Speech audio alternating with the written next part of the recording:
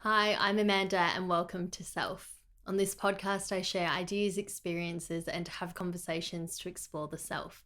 By developing our own self awareness, we can better show up for ourselves and those around us, and hopefully all live happier and healthier lives.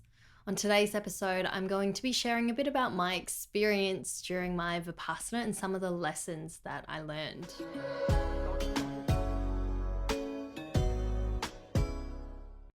Vipassana means to see things as they really are.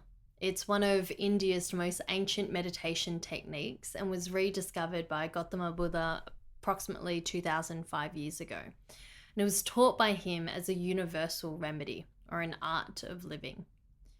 Now, Vipassana is taught all around the world, and there are centers that offer the opportunity to learn for free. It's all on donation basis. Now, I first heard of Vipassana in 2017 when I was in Myanmar, and one of my travel buddies went to go and learn the technique. So often what you'll hear is people saying, I'm going to go and do a Vipassana. Now, to learn this technique, you have to set aside 11 days, and you go to the centers typically, and you agree to some precepts, and you pretty much just go into hiding for the entire time in order to learn the meditation technique properly. So she told me about this, and what she said to me was, I'm going to go and learn this meditation. I can't speak for 10 days. And, I think she said, got no access to devices, no writing, none of this. And I just thought, that's insane. I will never do that. There's no chance I would ever sign up for something like this and not speak to anyone, not process anything that's coming out, no exercise, just being there meditating all day for 10 days straight. And funnily enough, a few years ago, I was in Bulgaria during COVID, and I don't remember what it was exactly, but I sat there and this thought just came to my mind that it was time for me to do a Vipassana, which is so strange. I think at that point, perhaps I'd heard of a couple of people who had done it. And I think during my yoga teacher training, one of the girls that was in my course also was going to do one. And I remember saying the exact same thing. Oh yeah, I've heard of that thing before and I would never do it. So I'm sitting there in Bulgaria and I have this thought, and I look up Vipassana centers in Bali because that's where I was headed next. And there was a 10-day course available. So if you're new to Vipassana, the first time you do a course, it has to be the full 10-day seating. And there was one available in July of 2021. And it was just the most bizarre, I guess, coincidence, or, I think some might look at that as it was a sign. I think for me, I just saw it as I think I see Vipassana as something that you'll know when it's the right time for you to do it. And that's what I believe. And at that moment, for whatever reason, I went, yep, I'm signing up for this Vipassana. And so I did. And a lot of people don't tell you too much about it. And I'm quite conscious of that because I don't want to shape anyone else's Vipassana experience. I think it's important for people, if you feel like it's the right thing for you to go and do, that you do it kind of without any expectations. But yeah, I went into it just knowing obviously that I wasn't going to be talking for 10 days. I wasn't going to be writing, no yoga, no exercise, none of this. And they give you a lot of information beforehand so that you know what you're getting yourself into. And I had actually flown from Bali to the island of Java in order to do the Vipassana because the Bali center had closed. And I think in part the reason I was able to stay, at least for the first few days, was because I had already booked a return flight, and I was like, well, what am I going to do in Jakarta? I'm not going to just go there and hang out and do nothing and spend money. So I go in to this center, and on the first evening we share a meal, and at that point, that's when your noble silence begins. So the noble silence is no talking, no eye contact, no interacting with anyone else who's there. Essentially, it's really meant to feel like you are there on your own, but obviously logistically you're not, and you can't be. So the lack of contact, interaction, and all of that is for that feeling of being secluded and being isolated on your own. And when we started Noble Silence that first evening, and I remember during the talk feeling very apprehensive and thinking, what on earth have I signed myself up? Like, what have I signed myself up for? And we start the next morning, and the days are long. You know, I think we wake up at 4:30, go to sleep at 9, and it's about 10 or 11 hours of meditation every single day. And at first, one of the things that I noticed was how loud my mind was. So, you know, getting up early, sure, that was a bit challenging, but getting up early to go and sit down and meditate for a couple of hours before eating, before anything, yeah, super challenging. So I start noticing my mind, how busy it is, how I can hardly even keep myself focused in this moment, how I am anywhere other than where I actually am. And Vipassana is a way of self-transformation through self-observation. So this is a part of all of it. A part of not speaking, a part of not having any access to the outside world, of not writing, of processing, any of that, is that you simply observe yourself and what's going on. So that was the first lesson. The first thing I realized was I have an extreme monkey mind, and I think, in fact, we all do, but it's just we are constantly taking in, digesting so much. It's like eating all the time without actually giving your body any time to digest, to rest, to sit with it, and allow some of that stuff to, and the impurities, I guess, to be washed out of your body. So I realized that on the first day. On the second day, I start noticing other stuff coming out from my mind. And what I realize is how impure the mind is, I guess. Different cravings, different things that I want, different things that I don't want. My mind is nonstop and just going in circles. I'm like focused on things in the past, focused on things in the future. And again, what I realize is that is where my mind is floating between. And that's, in reality, when we're not present, that is where our mind's floating between. We're always either in the past or in the present or in the future if we're not there in the present moment. So this kind of goes on for the few days. I think on the third day, I wanted to leave. And as I said, I had these flights booked, so I was really trying to keep myself there. But my mind was exhausted by that point and wanted to quit. I was so tired because it was just all this stuff that was now coming up and surfacing that I hadn't given myself time and space to really process and to allow these things to surface. One of the greatest things that I came out from Vipassana with was just not being on my phone. It was such a wonderful thing to not have all of this input and constant noise in my head and just be able to enjoy silence, true silence. So through the days, this kind of builds, and the technique of meditation is around the observation of the sensations in your body. You learn to understand their nature, and ultimately the aim is to develop equanimity. It's learning not to react to the sensations that you observe, not to judge them, not to label them. Simply observing. The observation in itself is the tool, and then the result is developing that equanimity, which is a balance. It's not being rocked by anything that's positive, anything that feels good, or by anything negative.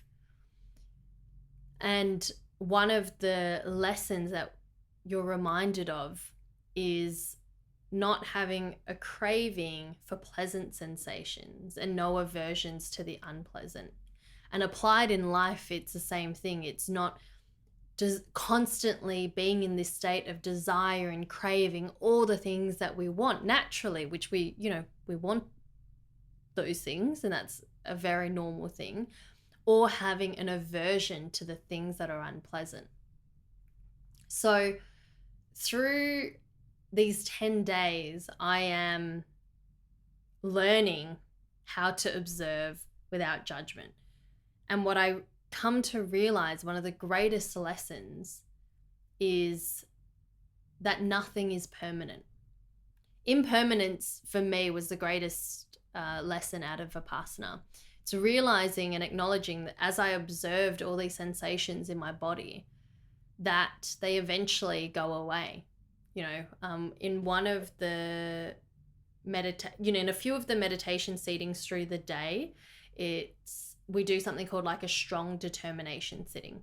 So you don't move at all for the entire hour.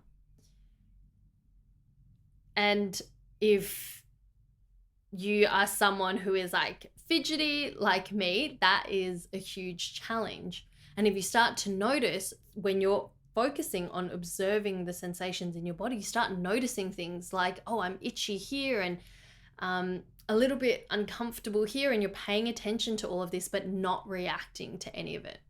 And then that's the lesson of impermanence, is recognizing in fact that everything goes away. Even if something is really sore and painful, that pain eventually fades.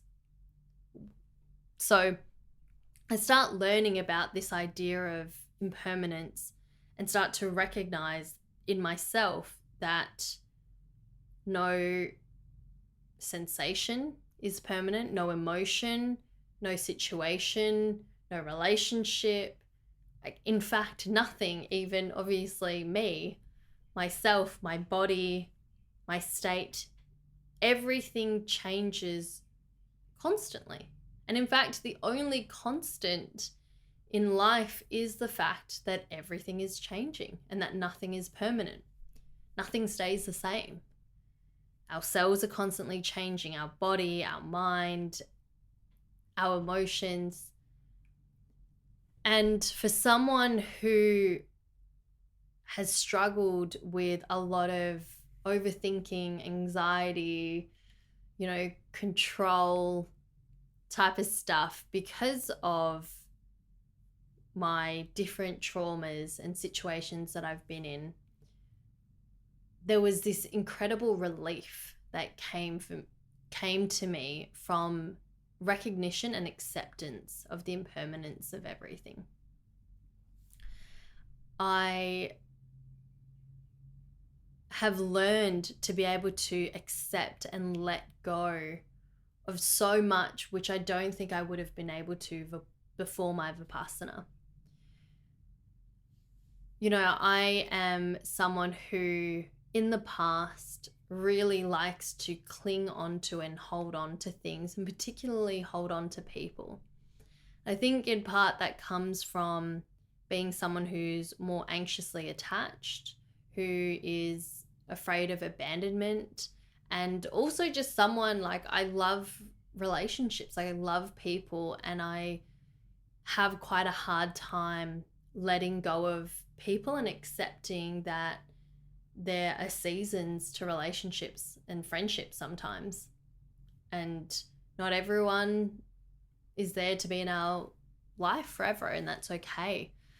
So coming out of my first Vipassana, it really helped me to accept all these things, this kind of truth in the world that nothing is permanent. And it means that really if we know, and for me it's like knowing that everything changes, everything can change, that helped me to just let go of that need for controlling everything. I left that Vipassana, I think, with kind of these lessons that sit there in your mind. So I left there with a few things, and then over the next few months after that, I think that's when I really saw the benefits and the lessons play out in my life. And a year later, I was out of the relationship that I was in, which was so unhealthy and toxic. And I do believe that Vipassana was something that helped me step out of that, because I wanted so much for it to work, and I was holding on to it, with like squeezing a flower in your hand when you're just crushing it because you want to hang on to it instead of just letting it go and letting it be. And I was able to walk away from it. There was a lot of, I think, trauma bonding in that relationship that made it hard for me to leave. But coming back to my lessons from Vipassana, coming back to recognizing, how much noise goes on in my head, how much I am naturally an overthinker, and seeing myself as I am, I was then able to step out and recognize what's healthy and what's not healthy for me, and then being able to let go and see that, hey, it's okay that this relationship didn't work, and to be able to let go of it. So I do that, and a few months later, so now it's been just over a year, and I sign up for my second Vipassana. And this time it's a short course. It's only, I think, 3 or 4 days. And you go, and for me, it wasn't really enough time to really get back into the discipline of Vipassana. But I still gained a lot from that experience again last year.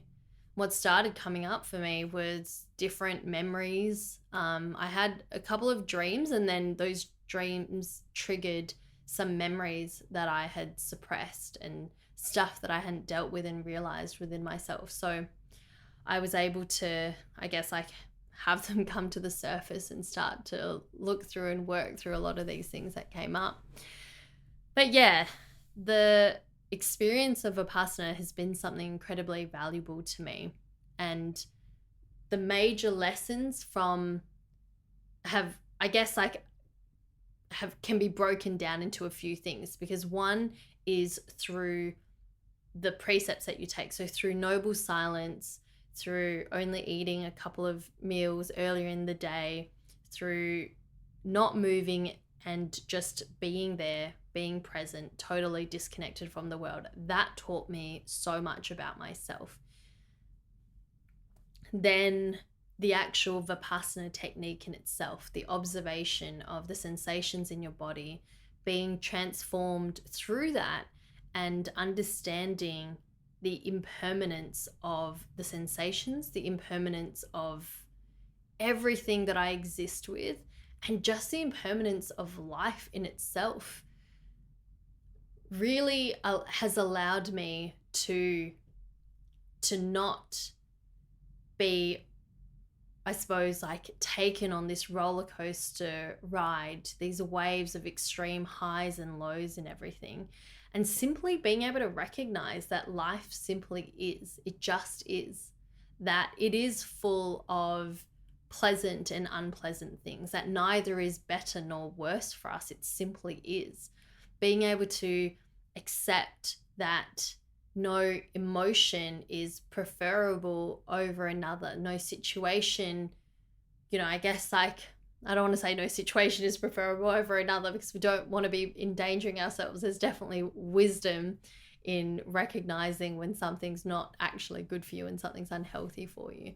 But it allowed me to better regulate my own emotions, to be able to recognize, observe them as they come up, and then to not be reactive to them. I've done a past episode on non-reactivity before, so that's kind of in part touching on that. But then being able to bring that into the world and seeing that when people come to me with their stuff and want to project that onto me, being able to say, this just isn't my thing. I don't have to be rocked by that. I don't have to be taken on any kind of wave with it with other people, but just being able to step back and go, even if this experience right now isn't all that enjoyable, I know that it's not going to last forever, and I know that it's impermanent. And that is really the core of my Vipassana experience. And I would love to share more about impermanence, perhaps later down the track. I think it's something that I'm still learning about now and really digesting and accepting in all parts of my life. Because as much as I can understand it intellectually, and I think it does apply to many spaces in my life, there are definitely still areas where I don't truly know. Really, and when I say the word know, again, I mean beyond intellectually. I mean know in your body at a biological level, really know that everything is impermanent. So, yeah, thank you for listening to today's episode and tuning in. You can listen to more episodes anywhere you get your podcast, or you can also watch these episodes on YouTube. You can follow me along on Instagram at self_podcast and at Amanda Letran. That's Amanda Letran. I release episodes every Thursday, and I will see you next week. Bye.